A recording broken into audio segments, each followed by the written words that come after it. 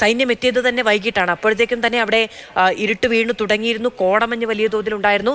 ഈ രാത്രി എന്താണ് ചെയ്യാൻ പോകുന്നത്? ഇനിയൊരു രക്ഷാപ്രവർത്തനം, നമുക്കറിയാം ദുരന്ത മേഖലയാണ്, വലിയ ഭീതിയുണ്ട്, ഭീഷണിയുണ്ട്. അവിടെ തുടർന്ന് രക്ഷാപ്രവർത്തനത്തിലുള്ള സാധ്യത എത്രത്തോളമാണ്? എന്താണ് രക്ഷാദൗത്യത്തിന് മുന്നോട്ടുള്ള പോക്ക്? മാധു, രാത്രിയിലും രക്ഷാദൗത്യം തുടരും എന്ന് തന്നെയാണ് സൈന്യം അറിയിച്ചിരിക്കുന്നത്. അതിന് വേണ്ട വെളിച്ചവും മറ്റ് സജ്ജീകരണങ്ങളും ഒക്കെ ഒരുക്കിയിട്ടുണ്ട്. ഇപ്പോൾ പ്രധാനമായും മുൻഗണന കൊടുക്കുന്നത് ഈ മുണ്ടക്കയിൽ കുടുങ്ങിപ്പോയ പുലർച്ചെ മുതൽ സഹായം അഭ്യർത്ഥിക്കുന്ന ആളുകളെ ചൂരൽമലയിലേക്ക് എത്തിച്ച് ക്യാമ്പുകളിലേക്കോ അല്ലെങ്കിൽ ചികിത്സ വേണ്ടവരെ ആശുപത്രികളിലേക്കോ മാറ്റുക എന്നുള്ളതിനാണ്. അത് ഏതാണ്ട് പൂർത്തിയായി വരുന്നു. മുഴുവൻ ആളുകളെയും എത്തിക്കാൻ കഴിയും എന്നാണ് രക്ഷാപ്രവർത്തകർ ഉറപ്പു നൽകുന്നത്. നമുക്ക് ആശങ്കയുണ്ടായിരുന്നത് ഈ കണക്ടിവിറ്റിയെ സംബന്ധിച്ചാണ്. പക്ഷേ സൈന്യം 1 മണിക്കൂർ കൊണ്ട് താൽക്കാലിക സംവിധാനം ഒരുക്കുമെന്ന് പറഞ്ഞു.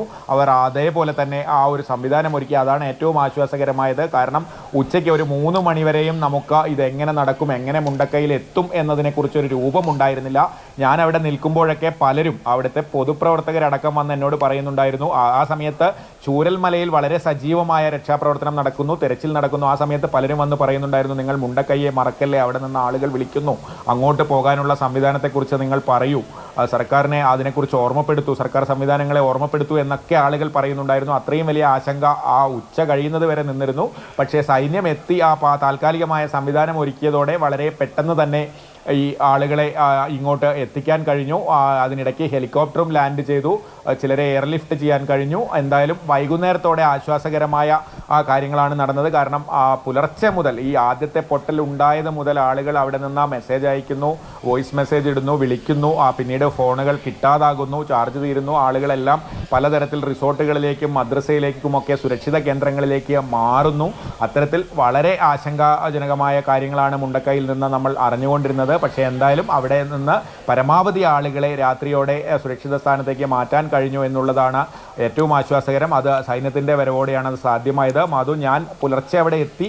ആദ്യം തന്നെ കൽപ്പറ്റ MLA ബൈറ്റ് എടുക്കുമ്പോൾ തന്നെ അദ്ദേഹം അതാണ് പറഞ്ഞിരുന്നത്. മുഖ്യമന്ത്രി വിളിച്ചു. മുഖ്യമന്ത്രിയോട് ഞാൻ ആവശ്യപ്പെട്ടത് സൈന്യത്തിൻ്റെ സേവനം എത്രയും പെട്ടെന്ന് ലഭ്യമാക്കണം. കാരണം ഇവിടെ ഒരു താൽക്കാലിക പാലം ഒരുക്കാൻ സൈന്യം വരികയല്ലാതെ മറ്റൊരു മാർഗവുമില്ല. പാലമില്ലാതെ ഒരു തരത്തിലും നമുക്ക് അങ്ങോട്ടുള്ള കണക്ടിവിറ്റി ഉറപ്പിക്കാനാകില്ല. അതാണ് ആദ്യത്തെ ആവശ്യമെന്ന് ആ സമയത്ത് തന്നെ ഇവിടെയുള്ള ജനപ്രതിനിധികൾ പറഞ്ഞിരുന്നു. എന്തായാലും ഉച്ചയ്ക്ക് ശേഷം അത് സാധിച്ചു എന്നുള്ളത് തന്നെയാണ് ഈ രക്ഷാപ്രവർത്തനത്തിന് ഏറ്റവും സഹായകരമായ കാര്യം. വലിയ വലിയ സാഹസികമായ ദൗത്യമാണ് സൈന്യം ഏറ്റെടുത്തത്. ഹെലികോപ്റ്ററുകൾ കൊണ്ടുവന്നുവെങ്കിലും നമുക്കറിയാവുന്നതാണ് പെട്ടെന്ന് വയനാട്ടിലേക്ക് പോകാൻ കഴിയാത്തൊരു കാലാവസ്ഥാ സാഹചര്യം അവിടെ ഉണ്ടാവുകയും ഹെലികോപ്റ്ററുകൾ മണിക്കൂറുകളോളം തന്നെ കോഴിക്കോട് ലാൻഡ് ചെയ്ത് നിൽക്കേണ്ടി വരികയും ചെയ്തു. പിന്നീട് കാലാവസ്ഥ അനുകൂലമായ സാഹചര്യത്തിലാണ് ഹെലികോപ്റ്ററുകൾ വയനാട്ടിലേക്ക് പറന്നത്. പക്ഷെ അപ്പോഴും നമ്മൾ ആ വൈകുന്നേരം കണ്ട ദൃശ്യം ഓർമ്മയുണ്ട്.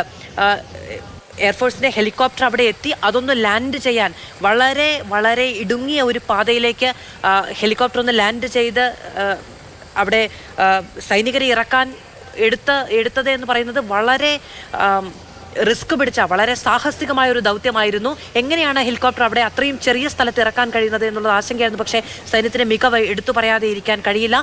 വളരെ ആശങ്കയോടെയാണ് നമ്മൾ എല്ലാവരും കണ്ണുകുറിപ്പിച്ച ദൃശ്യങ്ങൾ കണ്ടത്. അവിടെ നിന്ന് പുറത്തു വന്ന സൈന്യമാണ് എത്രയും പെട്ടെന്ന് മുണ്ടക്കയിലേക്ക് ഒരു താൽക്കാലിക പാലമൊക്കെ നിമിഷത്തിൽ നമ്മുടെ കണ്ണിന് മുന്നിൽ അത് സാധ്യമാക്കുകയും അവിടെ നിന്നുള്ള ആളുകളെ രക്ഷിച്ചു കൊണ്ടുവരികയും ഒക്കെ ചെയ്തത്. അതൊക്കെ നമുക്ക് എടുത്തു പറയേണ്ടതാണ്. നമ്മുടെ സൈന്യത്തിൻ്റെ, നമ്മുടെ സേനയുടെയൊക്കെ ഈ ദുരന്ത മേഖലയിലുള്ള പ്രവർത്തനം എന്ന് പറയുന്നത് നമ്മൾ കണ്ണും കൈയും ഒക്കെ കൂപ്പിപ്പിടിച്ച് കാത്തിരിക്കുന്നത് അവരുടെ വരവിന് വേണ്ടിയിട്ടാണ്. അത്രമേൽ വലിയ സേവന സന്നദ്ധമായ ത്യാഗനിർഭരമായ പ്രവർത്തനമാണ് ആ മേഖലയിലൊക്കെ നടക്കുന്നത്. ഇന്ന് രാത്രിയും ആ പ്രവർത്തനങ്ങൾ തുടരും എന്നാണ് അറിയിക്കുകയും ചെയ്യുന്നത്. ഒരു ജീവന് വേണ്ടി എത്രത്തോളം വലിയ റിസ്ക് എടുക്കാനും തയ്യാറാണ് നമ്മുടെ സേന എന്നത് വിളിച്ചു പറയുകയാണ്. അവരുടെ ആ പ്രവർത്തനങ്ങളൊക്കെ എന്നത് പറഞ്ഞു പോകാതെ ഇരിക്കാനും കഴിയില്ല.